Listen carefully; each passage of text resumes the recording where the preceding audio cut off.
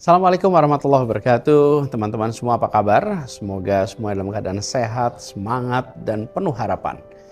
Hari ini saya ingin berbagi cerita. Cerita tentang sebuah langkah kecil, tapi dampaknya semoga bisa jadi besar. Cerita tentang langkah awal baru sebuah gerakan bersama. Cerita tentang menghubungkan dua sisi harapan. Jadi tanggal 14 Mei yang lalu, kita meluncurkan sebuah gerakan yang kami beri nama Aksi Bersama.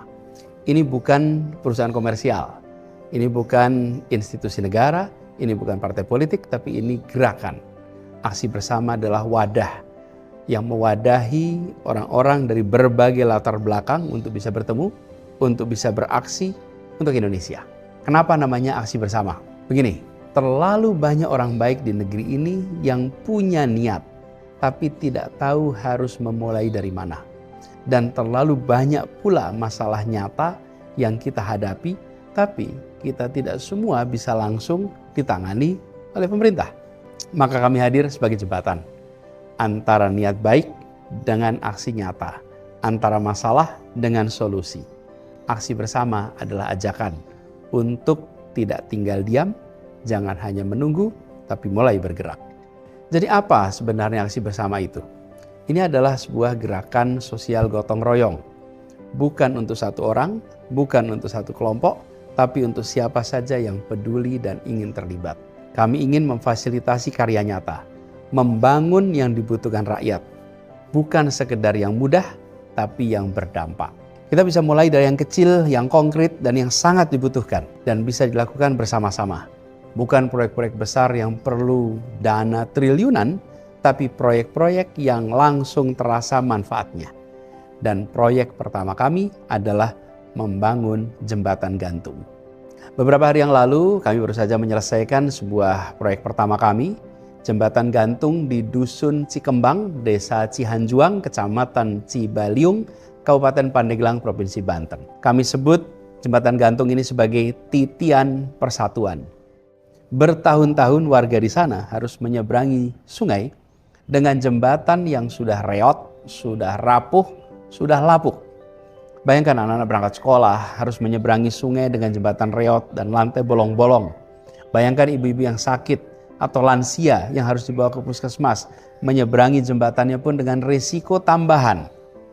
Petani yang bawa hasil panen pun harus ekstra hati-hati agar tidak jatuh, tidak rusak.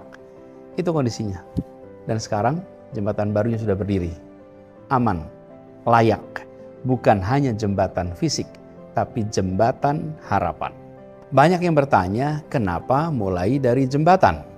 Begini jawaban sederhananya. Karena jembatan adalah penghubung. Ia bukan hanya menghubungkan dua sisi sungai, tapi juga dua sisi keterisolasian dengan keterhubungan. Keterlambatan dengan pembangunan, antara harapan dan realisasi harapan. Saat dulu saya bertugas di Jakarta sebagai gubernur, saya pun pernah menemukan sebuah jembatan gantung yang sudah hampir roboh. Letaknya di Serengseng Sawah, Jakarta Selatan. Julukannya di sana adalah jembatan Indiana Jones, karena harus bergelantungan, bergoyang, dan membahayakan saat diseberangi.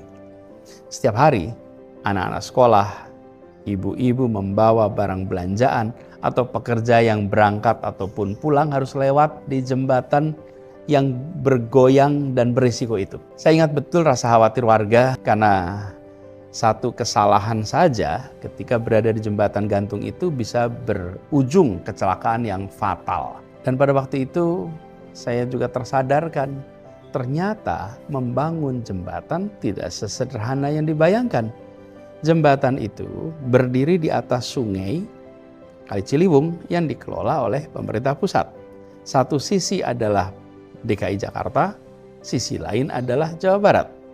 Jadi ada 3 level pemerintahan yang perlu sinkron hanya untuk membangun sebuah jembatan yang kecil. Jembatan untuk dilewati pejalan kaki, sepeda ataupun motor. Realita ini seringkali tidak disadari oleh publik juga. Jadi di balik jembatan reot yang belum dibangun di berbagai pelosok negeri, seringkali ada kerumitan administrasi, soal kepemilikan lahan, soal siapa yang punya kewenangan, Siapa yang memiliki lahan di situ? Bagaimana soal anggarannya? Nah, karena itu kita juga jangan mudah menghakimi pemerintah daerah. Kita perlu paham bahwa sering niatnya sudah ada tapi eksekusinya terkendali. Nah, dalam prakteknya di Indonesia ini sungai sering dijadikan sebagai batas wilayah. Wilayah antar desa, antar kecamatan, antar kabupaten, antar provinsi.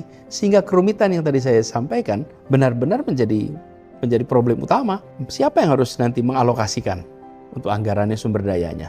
Nah, disitulah kemudian kita ingin hadir bersama untuk memberi solusi. Disitulah kemudian kenapa aksi bersama memilih hadir. Bukan untuk menggantikan pemerintah, tapi untuk mengisi celah yang belum sempat terisi. Bukan untuk menyalahkan, tapi untuk membantu dan menghasilkan karya nyata yang dirasakan manfaatnya. Jadi jembatan bukan hanya simbol pembangunan fisik, tapi ini juga simbol perjalanan menuju masa depan. Ketika akses itu dibuka, maka pendidikan jadi lebih mudah dijangkau.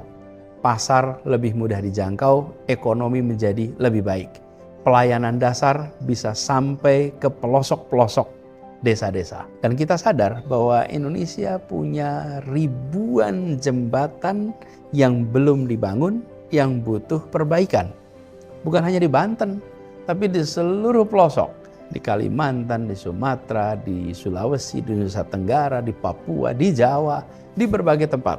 Dan setiap satu jembatan dibangun, ada ribuan kemungkinan kesempatan yang terbangunkan. Karena itu walau aksi bersama nantinya akan punya banyak jenis karya, tapi kami sepakat bahwa saat ini, di awal ini kita memulai dengan prioritas satu, membangun jembatan gantung. Itu prioritas kita sekarang. Dan kenapa ini kita lakukan? Ya karena jembatan tadi membuka jalan bagi semua yang lain, bahkan bagi perubahan yang lebih besar di tempat itu. Sekarang saya ingin mengajak kepada teman-teman semua.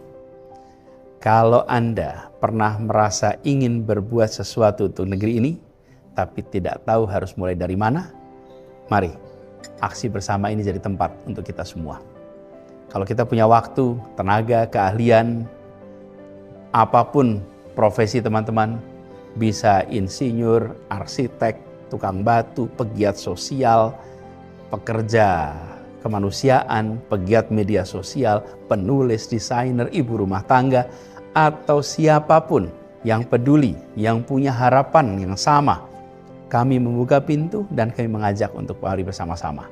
Bahkan untuk teman-teman yang hanya bisa menyuarakan, yang saat ini baru bisa membagikan cerita kepada yang lain, kerjakan itu. Itu adalah bagian dari aksi bersama. Karena bukan tentang satu orang, ini adalah tentang kita semua. Jadi teman-teman semua, aksi bersama ini bukan solusi akhir. Ini adalah solusi awal. Langkah pertama untuk menjahit kembali harapan yang sempat robek. Untuk menunjukkan bahwa kita masih punya kepedulian. Kita masih punya energi. Kita masih punya mimpi dan kita mau bekerja untuk mewujudkan mimpi itu. Saya percaya bangsa ini tidak kekurangan orang baik. Dan kita perlu wadah untuk mempertemukan mereka semua. Mempertemukan orang-orang baik dalam aksi bersama yang nanti akan diwujudkan, dibuktikan dalam bentuk karya-karya nyata. Jadi mari kita mulai sama-sama. Silahkan kunjungi situsnya aksibersama.or.id. Dari satu jembatan, dari satu desa, dari satu langkah, sambung menyambung menjadi satu untuk Indonesia yang lebih terhubung, yang lebih adil, yang lebih sejahtera. Terima kasih. Assalamualaikum warahmatullahi wabarakatuh.